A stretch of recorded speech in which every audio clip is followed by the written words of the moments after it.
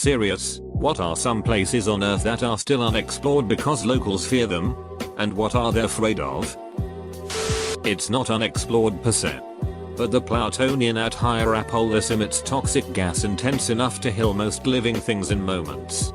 And was assumed to be a gate to the underworld. In a rather illuminating display of their culture. Rather than avoiding the cave of painfully slow asphyxiation, the Romans turned it into a tourist attraction at which one could purchase a live animal to throw in or meet oracles of Pluto who had been through into the cave and lived. The Strid is an unassuming body of water in Bolton Abbey, Yorkshire. It looks like a quaint little stream in a quiet countryside. It's so narrow you could pretty much hop across. Don't fall in though. Because there's more to it than meets the eye. Just below the surface are deep underwater caverns and churning currents. You'll be swept below and vanish underground and underwater. Your remains will never be found. Bottomless lakes in New Mexico are what they sound like. Some of the small lakes have no bottom and feed underground rivers and streams stretching hundreds, possibly thousands of miles. Trackers have been tossed in and found days later in the Gulf of Mexico. They have claimed many lives of careless swimmers and the dangerous lakes are now sealed off. I swam in the safe ones nearby but always felt kinda creeped out. Yup, had a friend swimming on the lake near Angel Fire NM and locals came out screaming to get him to come out to the lake having dangerous holes. This sounds like it. Morgan Island, Akamonkey Island. A 4,500 acre island off the coast of Beaufort, SC, south of Charleston. Is off limits due to a colony of monkeys living there who are infected with herpes B. 1,400 of them. Research animals. Were relocated there in 1979 and have apparently thrived. The tomb of the Chinese emperor, Qin Shi Huangdi. Although we have seen images of his famous terracotta warriors, nobody has ever entered the tomb. Since he was the most tyrannical and violent leader in Chinese history. And because he was so powerful. There is a lot of superstition about his evil spirit and other crazy things about it. Not to mention, there is rumor of a lake of mercury within the tomb. So it could prove dangerous to open at all. The Chinese government is not allowing the tomb to be opened and zealously restricts people from having access to the land surrounding the tomb. Just interesting. I would really like to know what's inside TBH. Edit. People are mentioning Mao being way more tyrannical. I know he was horrible, but I was under the impression that although Mao held more people, that was partially due to the length of his reign vs that of Qin, and also that Qin employed a lot more brutal tactics unlike Mao's extreme communism. The bottom of the Cave of the Crystals in Mexico. The cave is naturally so hot and filled with water most of the time. It can't be fully explored. But the pictures are gorgeous from when people did go in. Wikipedia.org. This is the place where in order to explore it, the spelunkers had to wear refrigerative suits and could only go so far due to their suits overheating. It's like a journey to the center of the earth.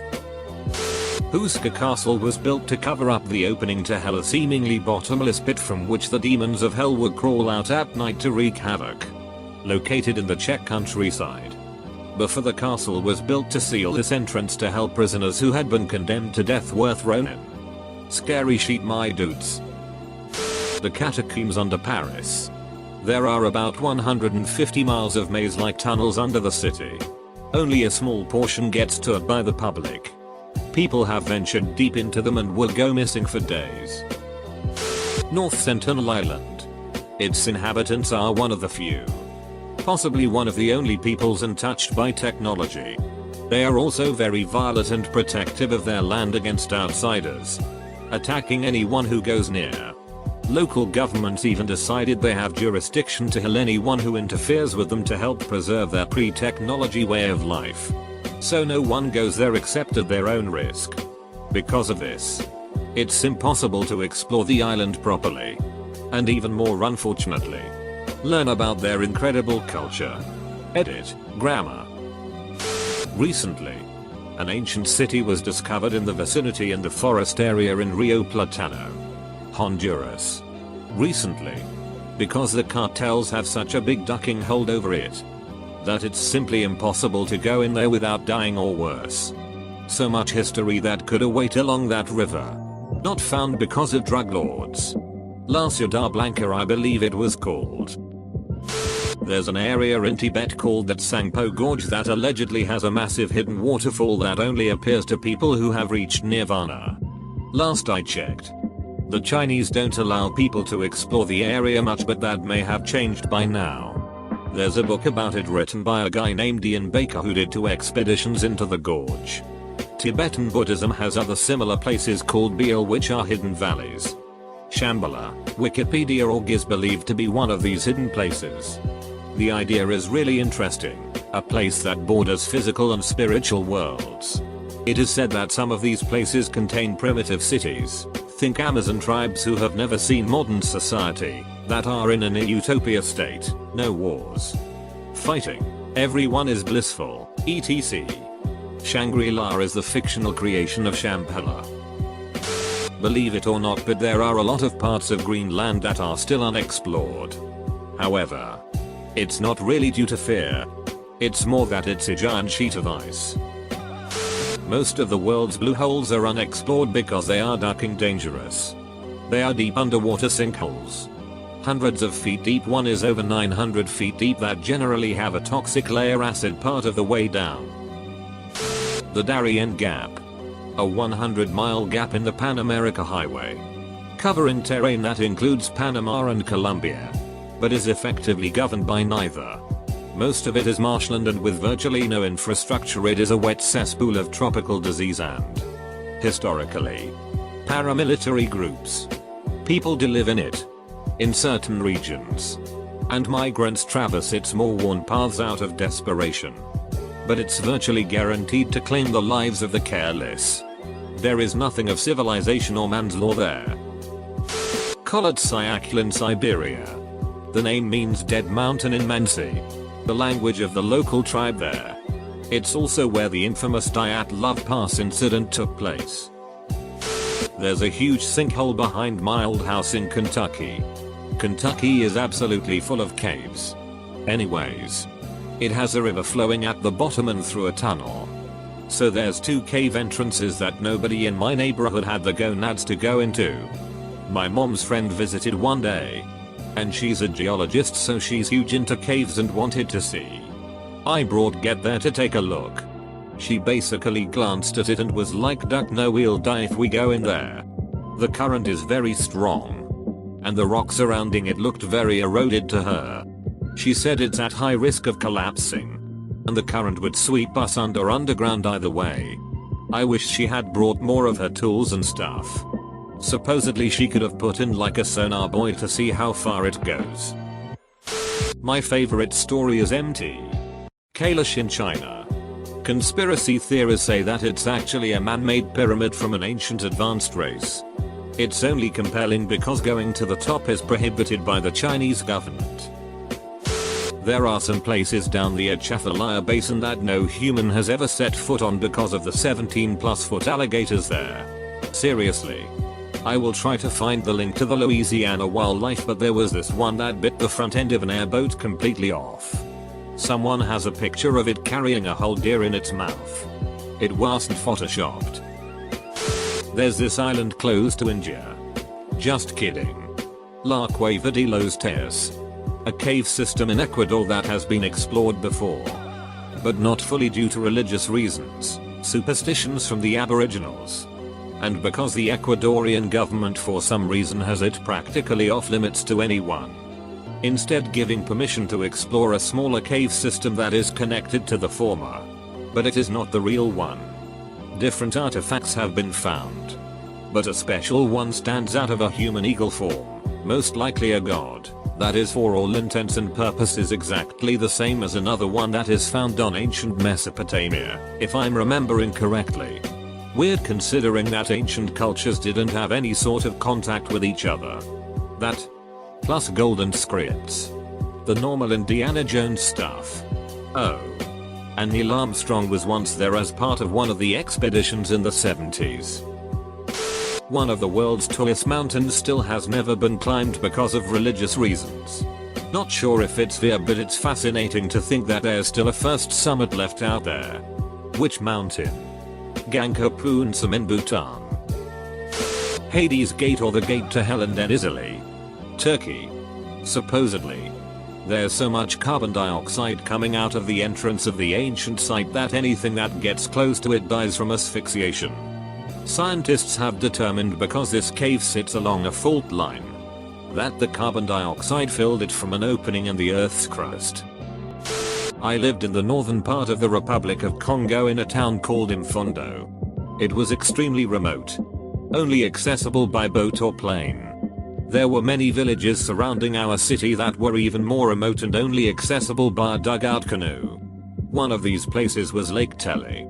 The locals would talk about an animal or monster called Mokelmbembe in Lingala, the tribal language. It meant one who stops the flow of water. They basically thought it was a huge dinosaur that lived in the water there. They would describe it like we would a brontosaurus. They were terrified of where it lived because there were old legends that it would kill people with its size, and if anyone ate its meat it would kill the whole village. It was hard to explore that part of the country because people tended to avoid it. The tomb of Genghis Khan. We know it's in Mongolia and probably near the area he was born. But other than that we don't know a damn thing. For a few reasons. When he died they hid it on purpose. The people of Mongolia don't want it found. And I remember hearing somewhere that it might have been found by Russia and is in an area where they've got something like missile silos or something like that. But, oh boy, I can't even imagine what he'd have been buried with. The Inyanga Mountains in Zimbabwe. The myth is that if you climb this mountain and make nasty derogatory comments about the vegetation or rocks or anything you see there, for example, you pick a fruit and comment on how bitter it tastes, you'll disappear forever. It sounds ridiculous until you learn that several people, including tourists, have disappeared in that mountain. Extensive manhunts and helicopter searches failed to find a single person, dead or alive. Locals fear the mountain, but tourists take it as a challenge. But doesn't end up good for a lot of them. The most recent case was Zaid Dada. The Pine Barrens in New Jersey. Creepy sheet, creepy folklore. Jersey Devil's Home. Karayi, lol. Meeting ground. Dead body disposal site for the mafia. Ghost girl in random pond. Many other bizarre things there. All I ever saw was a clan meeting and some very creepy satanic cult stuff in an abandoned house out there. Books and Weird NJ have articles and such on the place. Really interesting TBH. Kahulawi. It's one of the Hawaiian Islands. No one lived there due to no fresh water source. During WWII, the US Army used it as a training ground and GOM range.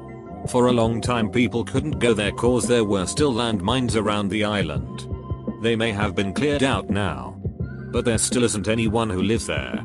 Also, Molokai had a lot of beaches with strong riptides that were very dangerous. I remember we were afraid to go to the beach when we visited. There are some other beaches like that as well on the other islands. Colombia has a lot of unexplored mountains and jungles, which makes them perfect for guerrilla fighters and drug cartels to hide, operate in, and also dangerous to explore. Padmanabhaswamy Temple in Kerala, India. There are 6 underground vaults labeled Ataf in the temple, out of which 5 have been opened. From these 5 vaults, about a ton of gold in form of jewelry, coins and utensils has been found. Apart from diamond and other precious stones, necklaces stretching 9 feet long. But the real mystery lies in the vault B, which is yet to be opened. There's a warning on the door written in Sanskrit that curse and calamity will befall on anyone who tries to open the door. The door is said to have been sealed with Nagabandham, or the snake seal, by Siddha Purashaka, a very powerful sage who has realized the true potential that a human can achieve through spiritual disciplines such as meditation. A Siddha Purush is like a living god, and only a Siddha Purush can open this vault again using the Garuda mantra. Any other human being who tries to open the vault will fail and feel the wrath of the 7-headed serpent that guards the vault. This 7-headed serpent is one of the primal beings of creation and servant of the creator of the universe, God Vishnu. The Nahanni Valley in Western Canada, called the Headless Valley. In particular a place called the 200-mile Gorge. The natives that lived there didn't like outsiders. The other natives feared them and they had a penchant for decapitating victims and supposedly just vanished. The region is still largely unexplored because it is extremely remote. And if legends are to be believed, cursed place has it all. Native ghost warriors, Bigfoot sightings, aliens, caves full of ancient dead goats, and prehistoric animals. In the area around Kenora, Ontario, roughly 2 hours east of Winnipeg, there have been reports of a Wendigo spirit loose for at least 150 years. On a nearby island called Tunnel Island there is a white pine aged to be roughly 300 years old. The Wendigo is said to live in the tree. There is even a sign stating the history and warning any visitors to touch the tree at their own risk. For many years the Victoria mining claims on Rushdie Mountain in British Columbia's north coast were voluntarily off limits due to massive amounts of radiation. The claims were mined for uranium during the Second World War, some of which ended up in the Trinity test. It was reported that for the first decade a blue-white glow could be seen emanating from the valley where the mine was located. To this day the waste piles are devoid of moisture and snow even in the dead of winter. Almost everyone who worked at the Victoria claims died around the age of 45. Almost all due to cancer of some form or another. I visited the place back in 2004 with a radiation detector and was blown away by how hot the waste pile was. Under the sea. Mostly. I have no clue why. The deep sea requires vehicles that can endure enormous amounts of pressure to not be crushed under the trillions of gallons of water above you. The vehicles are expensive. And because they need to be so resistant, most of them are not the fastest or streamlined. On top of that, the ocean floor is so vast and dark you would need thousands of vehicles and decades of searching to explore the whole thing. Even the brightest lights cannot penetrate very far. And if you had them, most creatures would flee. Then there's the trip up and down. And because of changing pressures it takes several hours to go one way. We just haven't found an efficient enough, or cheap enough, way to make it worth it. The Mississippi is big, deep, and very muddy. There are loads of dams that need maintenance. But lots of divers won't do the job. There is the hazard of being sucked into the hydroelectric dam. But another reason given is that they are scared of the catfish. The fish just need to sit there and the food goes to them and they can get huge. Sure. The Mississippi is explored. But verifying if those catfish are even there or not is next to impossible. All throughout the world, wherever there are glaciers, there are crevasses. Massive ones. Ones nobody ever even knows exists because they are under snow. Ones that look like a small hole but open up into massive chasms you could never climb out of. etc. The fear, obviously, is never coming back out. An example of a really scary place full of them is near the base of Everest from the south side, the Khumbu Icefall. It's the start of a massive glacier. And it moves fast enough that it's constantly changing. People actually do climb over the top of it as part of the primary route to climb Everest. But actually going down into the crevasses is something you absolutely avoid. And even if you did go down and explore one day, a few hours later everything could be very, very different. Many of the graves of the Chinese emperors have tombs that have been discovered but yet to be excavated due to various reasons such as funding, dangers, respect, and other reasons.